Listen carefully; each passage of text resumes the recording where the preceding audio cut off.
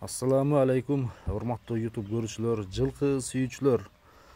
Достор, биз бүгүнкү чыгарылышты Бишкектен баштайбыз.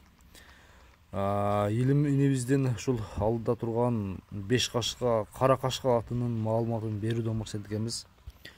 Эгерде быйылкы сезонго улагы таамай же болбосо улакка даяр ат издегендер көрүп, суутуп, тарбиялап алсаңыздар болот. Аттын баасы чындыгында жөндүү коюлат. Азыр сиздер менен чогуу көрөбүз. Анда кеттик. Аттын анда жаш тууралуу айтайын достор. Аттын жашы жаңасы 4 жаш.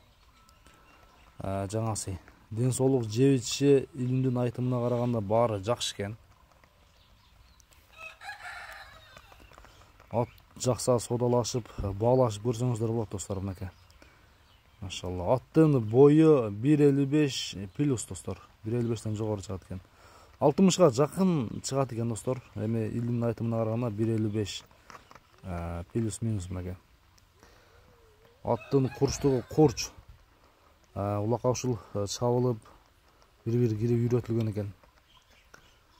Машалла мына достор. Басыктарын көрсөңүздөр болот. Анан аттын заты болсо таза кыргыз жылкысы. Кара байырдын дагы тазасынан экен. Содалашып, баалашып көрсөңүздөр болот. Мен анда баасын сиздерге айтайын. Аттын баасы $1800. $1800 айтылган баасынан кеми болот, содалашып, баалашып көрөсүздөр.